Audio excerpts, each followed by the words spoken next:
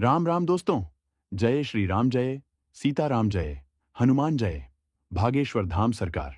दोस्तों, स्वागत है आप सभी का एक बार फिर से गुरु जी का ज्ञान यूट्यूब चैनल पर। मित्रों, एक बार अपनी सच्ची श्रद्धा के साथ जय श्री राम जय, बागेश्वर धाम, जय हनुमान कमेंट बॉक्स में जरूर लिखे और इस चैनल को सब्सक्राइब कर ले। मित्रों, आज मैं आपको ऐसे 7 विशेष लक्षणों के बारे में बताने जा रहे हैं और ऐसे 7 शुभ शगुन के विषय में आपको जानकारी बताने वाले हैं। यदि मित्रों आपके साथ इस प्रकार के शगुन की घटना होती है, इस प्रकार के शगुन आपके साथ घटते हैं, तो समझ लीजिए यह कि शीघ्र ही आपके घर में संतान का जन्म होने वाला है। आपको भी संतान का सुख प्राप्त होने वाला है। तो मित्रों, इन 7 में से किसी भी प्रकार का कोई लक्षण या कोई शगुन आपके घर में घटित होता है, या आपकी दृष्टि में वह होता है, या आपके सामने इस प्रकार की घटनाएं घटित होती हैं, तो समझ लीजिए कि आपके घर में नए मेहमान के आगमन की शुभ स्थिति बन गई है और आपको भी संतान का सुख प्राप्त अवश्य होगा। आपको संतान सुख प्राप्त होने से कोई भी नहीं रोक सकता है। तो चलिए इसी विषय पर हम चर्चा करते हैं। आप अगर चैनल पर हैं, वीडियो को देख रहे हैं, तो सब्सक्राइब जरूर कर दें। बेल आइकन को दबा दीजिए, जिससे आप आने वाले सभी वीडियो की नोटिफिकेशन शीघ्रता से और बड़ी सरलता से प्राप्त करते रहें। क्योंकि मित्रों, यहाँ आपको ज्योतिष और वास्तुशास्त्र, सनातन धर्म संबंधी ज्ञान हमेशा प्राप्त होता रहता है और आपके जीवन में उपयोगी उपाय और सही और सटीक जानकारी आप यहाँ पर प्राप्त कर सकते हैं।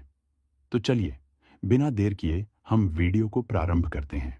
जैसा कि मित्रों आप सब जानते हैं, मानव जीवन में अगर हमने जन्म लिया है तो विवाह संस्कार सर्वोत्तम संस्कार माना जाता है और विवाह संस्कार के बाद इस सृष्टि के संचालन में महत्वपूर्ण योगदान निभाना, अर्थात संतान उत्पत्ति।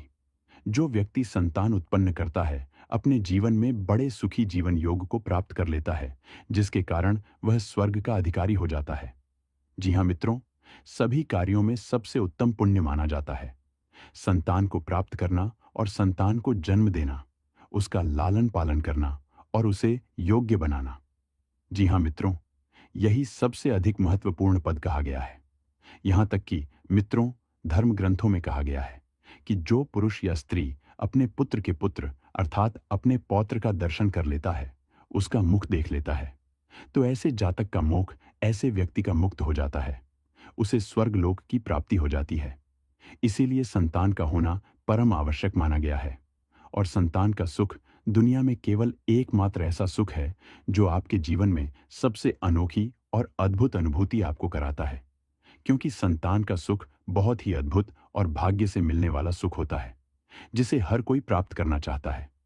लेकिन मित्रों, इस संसार में सभी की किस्मत बहुत अच्छी नहीं होती है और आपकी संतान नहीं है और आप संतान के लिए प्रयास कर रहे हैं और काफी मेहनत के बाद भी और काफी देवता का पूजन करने के बाद भी और काफी डॉक्टर्स का परामर्श लेने के बाद भी, डॉक्टर के द्वारा इलाज करवाने के बाद भी अगर संतान प्राप्त नहीं हो रही है और आपके साथ इस प्रकार की 7 घटनाएं घटित होती हैं, आपके आसपास इस प्रकार के शुभ शगुन यदि आपको देखने को मिले, तो 100% समझ लीजिए कि आपको अति शीघ्र संतान का सुख प्राप्त होने वाला है।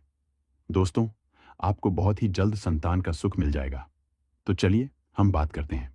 सबसे पहला जो शगुन है, यदि आपको यह दिखाई देता है, तो इससे भी 100% कह सकते हैं कि शीघ्र ही संतान का सुख प्राप्त हो जाएगा।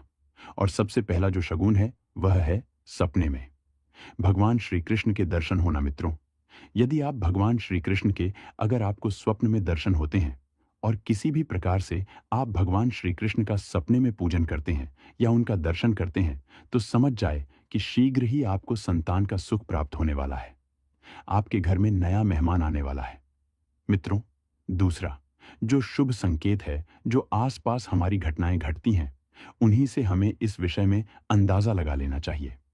दूसरा जो संकेत है सबसे प्रभावी और फल देने वाला माना जाता है और शुभ लक्षण माना जाता है, यह है कि मासिक धर्म के 5वें दिन, जिन स्त्री के मासिक धर्म के 5वें दिन यदि उसे को गाय दूध पिलाते हुए अगर देख जाए, तो इस बात को समझ लीजिए कि आपके घर में भी शीघ्र ही संतान का जन्म होने वाला है और आपको भी संतान का सुख मिलने वाला है। दोस्तों, अगला जो नियम है, यदि आपके घर में कोई मेहमान आता है और कोई भी अतिथि आपके घर में आता है और घर में जैसे ही वो आता है, तो बच्चों से संबंधित कोई भी खिलौना यदि लेकर आता है या बच्चों के लिए चॉकलेट बिस्कुट आदि यदि वह लेकर आता है, मित्रों, यहाँ पर विशेष रूप से खिलौने को बहुत अधिक महत्व देना चाहिए। यदि कोई अतिथि बच्चों का खिलौना लेकर आता है तो समझ लीजिए कि वह अतिथि आपके घर में एक नए मेहमान की खुशखबरी लेकर आया है। और आपको भी शीघ्र ही संतान का यह है कि पति पत्नी के गर्भ धारण करते समय अर्थात रात्रिकालीन संभोग करते समय किसी भी बच्चे के रोने का स्वर उनके कानों में सुनाई देना, या फिर दोस्तों गाय के बछड़े का किसी भी प्रकार से आवाज करना या चिल्लाना, इस आपके गर्भ में स्थिर होकर आपको संतान का सुख जरूर दिला देगा। मित्रों, अगला जो शुभ संकेत है वह शुभ संकेत यह है कि भगवान का यदि आप पूजन कर रहे हैं और पूजन करते वक्त आप संतान के लिए प्रार्थना कर रहे हैं और संतान के लिए भगवा का खिसकना या भगवान को चढ़ाए हुए फल का खिसकना या लड़खड़ा कर आपके पास आ जाना, यह स्थिति भी आपको संतान सुख देने के लिए सबसे ज्यादा महत्वपूर्ण और भगवान का आशीर्वाद स्वरूप में आपको यह प्राप्त होता है। यदि इस प्रकार की स्थिति आपको दिखाई दे तो समझ लीजिए कि 100% आपको संतान का सुख मिलने वाला है और आपके घर से संबंधित जो परेशानी काफी समय से चली आ रही बाधाएं दूर हो जाएंगी और आपको भी संतान का सुख प्राप्त होगा। तो इसमें से किसी प्रकार का कोई भी लक्षण यदि आपको दिखाई दे तो आप समझ लीजिए कि मित्रों, आपको शीघ्र ही संतान का सुख प्राप्त हो जाएगा। विशेषकर इन लक्षणों को उस समय ज्यादा ध्यान में रखना चाहिए जब आपका मासिक धर्म चल रहा हो या फिर मासिक धर्म आने के बाद पंचम रात्रि से लेकर फूल तक, जी हां, 5वें दिन से लेकर उस दिन तक यदि इस प्रकार की कोई स्थिति बनती है तब तो यह योग 100% आपको संतान का सुख देने वाला होगा। इसमें किसी भी प्रकार का संदेह नहीं करना चाहिए। और यह जो योग है, जो शुभ संकेत है, आपको इसीलिए आपकी दृष्टि में आ रहे हैं, इसीलिए आपको नजर आ रहे हैं कि कहीं ना कहीं आपका भाग्य चमकने वाला है, आपको भी संतान का सुख मिलने वाला है। और प्रभावी उपाय आपको यहां पर बता देता हूं। यदि आपके घर में काफी लंबे समय से संतान नहीं है और आप संतान के लिए कठिन परिश्रम कर रहे हैं, देवी देवताओं का पूजन कर रहे हैं, तो इसके लिए आपको एक बहुत छोटा सा और सामान्य आपको एक उपाय करना है। मित्रों, वह उपाय यह है कि जब भी आपको देवी या देवता का जिसका भी आप पूजन करें तो पूजन करने के बाद आपको अपने मासिक धर्म के 5वें दिन भगवान को खीर का भोग अवश्य लगवाइए। आप अपने परिवार में किसी भी परिजन से भगवान के लिए नैवेद्य में खीर बनाकर उनसे कहिए कि भगवान का उसे भोग लगाएं, क्योंकि और जो स्त्री होती है वह अपने मासिक धर्म के साथ देने तक पूजन करने के योग्य नहीं मानी जाती है।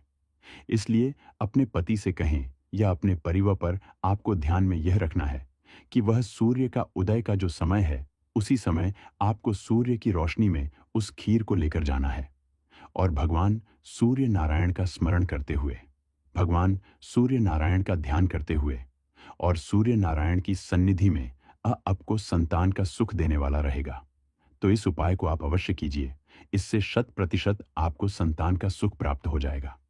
शादीशुदा दंपति संतान प्राप्ति की इच्छा रखते हैं, लेकिन इसी के साथ ही हर माता पिता चाहते हैं उनके संतान स्वस्थ होने के साथ ही श्रेष्ठ संस्कारी और योग्य भी है। शास्त्रों व गरुड़ पुराण में बताया गया है कि बच्चा जन्म के बाद कैसे होगा। यह काफी हद तक उसके पूर्व जन्म के कर्म मां का आचरण और गर्भ धारण का समय महत्वपूर्ण होता है। इसे ही गर्भ संस्कार भी कहा जाता है। जिस तरह के गर्भ संस्कार में गर्भ धारण से लेकर बच्चे के जन्म तक यानी पूरे 9 माह तक माता के स्वास्थ्य, खान पान, दिनचर्या और योग आदि के बारे में बताया गया है, ठीक उसी प्रकार से 3 महापुराणों में एक ग्रंथ गरुड़ पुराण में भी गर्भबारी से शुद्ध होने के 8वें और 14वें दिन को गर्भ धारण के लिए सबसे अच्छा माना गया है। संतान न सिर्फ योग्य होते हैं बल्कि वे गुणवान, भाग्यशाली और कुशल व्यवहार वाले भी होते हैं।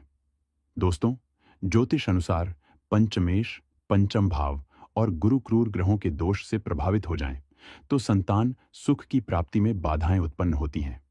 आज मित्रों, प्राचीन ज्ञान चैनल के माध्यम से आपको प्राचीन कुछ ऐसे ज्योतिष उपाय बता रहे हैं जिन्हें अपनाकर आपकी गोद जल्दी भर सकती है। भक्तों, यदि शादी के कई वर्षों के बाद भी स्त्री गर्भवती नहीं हो पा रही है तो मित्रों, आप मदार की जड़ शुक्रवार को उखाड़ लें और उस स्त्री की कमर में बांधने से गर्भ धारण होता है। दोस्तों, यह प्राचीन और 100% कारगर उपाय हैं। मित्रों, मान्यता है कि स्कंद माता की पूजा से भी मातृत्व सुख प्राप्त होता है। स्कंद माता का आशीर्वाद प्राप्त करने के लिए इस मंत्र का जाप करें। सिंहासन गता नित्यम पद्माश्रित करद्वया शुभदास्तु सदा देवी स्कंद माता यशस्विनी। उम्मीद करते हैं दोस्तों कि शास्त्रों की बताई हुई यह बातें आपको जरूर पसंद आई होगी। अगर आपको यह वीडियो अच्छी लगी हो तो चैनल को सब्सक्राइब करके वीडियो को लाइक और कमेंट बॉक्स में जय श्री राम, जय हनुमान, जय बागेश्वर धाम सरकार अवश्य लिखें। और अभी तक आपने वीडियो को लाइक नहीं किया है तो लाइक करना न भूलें। स्वस्थ रहें, सुरक्षित रहें। धन्यवाद।